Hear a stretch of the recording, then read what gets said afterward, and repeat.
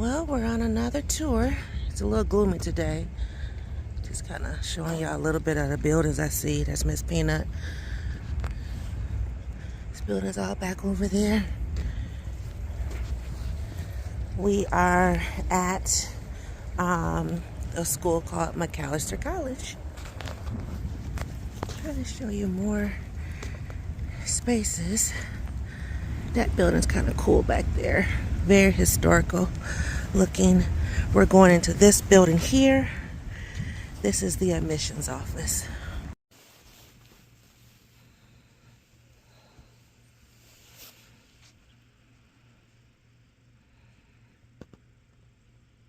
In a more urban area is distinctive for us among our peers. A number of small liberal arts colleges tend to be a little more rural or a little more suburban, but here at Mac we're right in the metro area of the Twin Cities.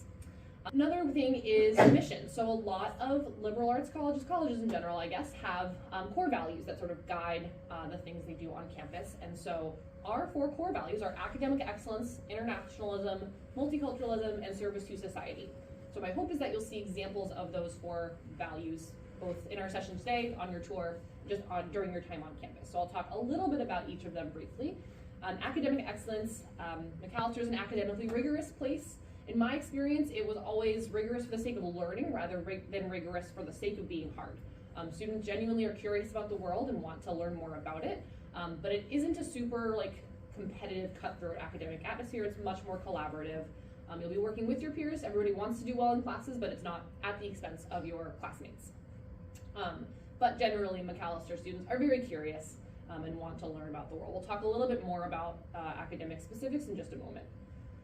Internationalism, so about 15% of our student body comes from outside of the US. If you include students who are dual citizens of the US and another country, that's about 25% of the student body.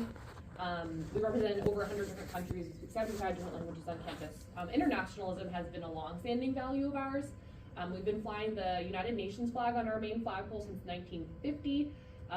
We have a well-known alum named Kofi Annan, who is the Secretary General of the United Nations, who is a wonderful sort of emblem of a commitment to internationalism, but I always like to point out he graduated from Mac in 1961, and we've been flying the flag since 1950. So sort of shows that we've had that commitment for a long, long time. Multiculturalism is the 3rd core value. So Macalester is a place where students are eager to engage with conversations about social justice, equity, diversity, things that are really important in kind of creating the world that they want to see in the future. And it's everyone's job to be part of those conversations, not just students, but also faculty, staff, administrators. And a commitment to multiculturalism often means that the people living in your dorm building, the people in your classes with you may not have the exact same backgrounds, experiences as you, but it's still really important to engage with people, and I think Mac does a good job in fostering those conversations between people that have different stories. So in addition to that 15% of our student body who comes from outside the US, about 43% of our current first-year class, domestic students identify as students of color, about 17% of that class identifies as first generation to college. Service to society is that 4th core value, so about 96% of recent grads report doing some sort of community work. We don't have a requirement for community service because requiring volunteering feels a little bit antithetical, but it feels very natural for students to want to give back to our community. Like I mentioned earlier, we're very much a part of the neighborhood, a part of the Twin Cities, so doing work in the community feels really natural. Sometimes it might be self-initiated, but a lot of times it will come through a class you're taking or a club that you are a part of that will have a community engagement aspect to it. I mentioned this earlier, most students don't have cars on campus. You can if you want to, but vast majority of them don't, partially I think because a lot of folks are coming from further away.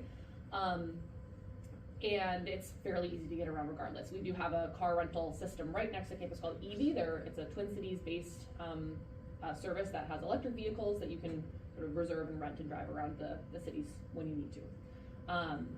So anyway, those 4 core values, academic excellence, internationalism, multiculturalism, service to society. Again, my goal is for you to see examples of those throughout our session today, and for you to start thinking about which of those 4 may be most important to you, what is important to you in your college search, and where you might end up. So we'll talk a little bit about academics. This is a big part of the college experience, of course. So this is a list of general distribution requirements, and I know that this list seems a little intimidating. I remember thinking it kind of looked like a lot when I was in your shoes. But I'll talk a little bit more broadly about why a place like Mac might have general distribution requirements. So Macalester is a liberal arts and sciences colleges. We like to add in the sciences part because we do have a lot of natural sciences on campus and want to make sure that is emphasized. Liberal arts and sciences generally means you're going to graduate with both breadth and depth in your education. So breadth by taking lots of different kinds of courses, a little bit, and then depth by taking lots of courses in one particular area. So that's major, minor, concentration. The idea here is not necessarily preparing you for one specific job, but helping you be prepared for any number of potential careers by developing lots of different kinds of skills. Of course, some students know exactly what they want their job post-college to be, and that's totally fine. But a lot of folks take all the different skills they have and apply them to varying different areas. So a couple things to note here about the requirements. There's no one class that every student needs to take to fulfill a requirement, right? So every semester when you're registering for classes, there's going to be a list of courses that fulfill each of these requirements. You can sort of pick and choose based on what's most interesting to you. Some courses might even fulfill more than one requirement. So for example, an English class could fulfill a humanities requirement and a writing requirement. A couple things to note too, with the mission sort of filling into the academic side of things, that internationalism and U.S. identities and differences requirement corresponds to the internationalism and multiculturalism core values. So kind of a nice way to see that working both on the academic side and the more social broad side of campus. A lot of requirements end up being fulfilled sort of inherently. A common trend that we tend to see from students is they come into Mac not knowing exactly what they want to study. You can have a good idea of what you want to study, and that's okay. Everyone comes in undecided technically, so if you know exactly what you want to study and major in, you can declare your very first day. But most folks spend a couple semesters figuring out what is most interesting to them. You have to declare by the time you are registering for your fall junior classes. So spring of your sophomore year is when you need to have declared a major by. So that gives you like 3.5 semesters to kind of figure out what you are interested in studying in. And so a lot of those first couple of years includes shopping around, taking classes in different areas, figuring out what's most interesting to you. Because of that exploration, a lot of these requirements may get fulfilled on their own. So lots of folks sort of report, okay, I've gotten to senior year, I haven't really been trying specifically to fill these requirements, and yet here I am, they're almost all done. Couple other things to notice. So 39 majors, 40 minors, 11 concentrations. Concentrations are the areas that sort of fall between departments and more thematically based. So for example, legal studies, urban studies, community and global health. These will take classes from different departments that happen to focus on that same theme. So you can have any major and add on that concentration.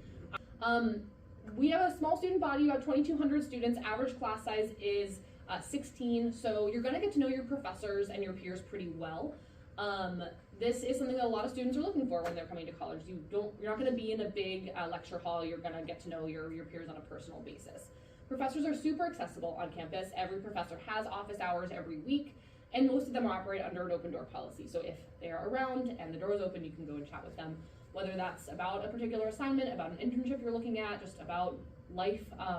One thing that I always really appreciate is that professors, of course, want you to do well in their class, but they also care about you as a person and want you to be well in all aspects of life. So something to think about when you're considering a small school versus a big school, something I think that is a big advantage of having a smaller school environment.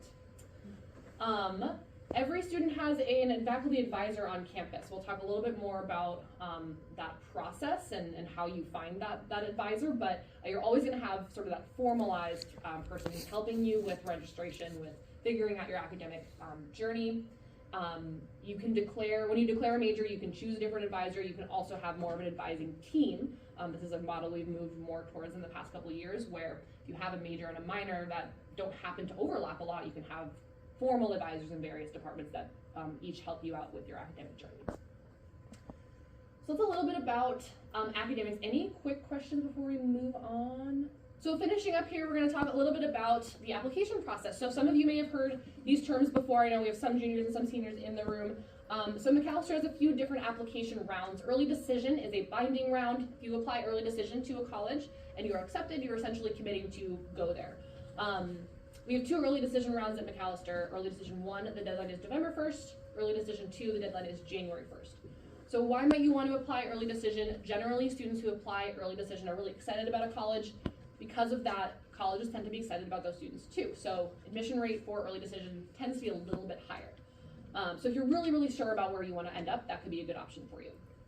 Early action is similar timeline to early decision, but it is not binding. So if you're ready to apply and you just want to have your decisions back earlier, the deadline is November 1st again, so you have that decision back before the end of the year and you have lots of time to consider everything. Regular decision is sort of your standard round. The deadline is January 15th. You hear back mid-March, right around now-ish. So that's a good option too for folks. And then we are a QuestBridge partner. QuestBridge is a wonderful organization that works with about 50 colleges countrywide. They work with mostly low-income, really high-achieving high schoolers and provide up to a full ride scholarship to college. So really wonderful organization. We're proud to partner with them. If you have questions about them, we have info in the lobby, and also their website is a great resource. Couple things to note about the application process itself. So we practice holistic admissions, which essentially means we are looking at every single part of your application. First and foremost, we are looking at whether we believe you'll be academically successful in our classrooms. But after that, it's taking a look at what sort of impact you want to make in college. A lot of that for us goes back to the mission, right? So those 4 core values. If we can see connections to those, that's always really helpful for us. And how you can express that is cool for us to see as well. We have no application fee. We are test optional. We really mean that. So about the same percentage of applicants and admitted students submit test scores every year. It's about half. And we do meet 100% of demonstrated financial need. So what that means is that students and families who are applying for financial aid will fill out a CSS profile or FAFSA. And the financial aid office will work with families to figure out what is a family reasonably able to contribute, and then whatever the difference between tuition and that number is, Macalester is going to meet that number. So about 85% of need-based aid is made of grants, meaning it doesn't need to be repaid. The rest of the 15% is made up of work study and some loans. But the average need-based aid package is around $62K a year, so it's fairly high.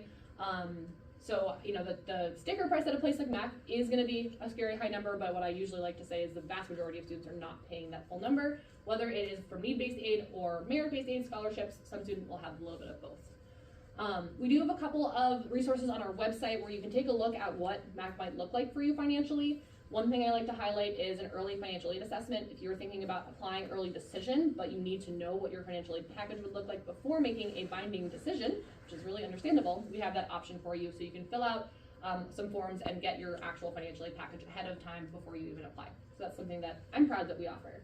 Our financial aid office is right across the hall that way too, so if you have specific questions, you're always welcome to go give them a shout.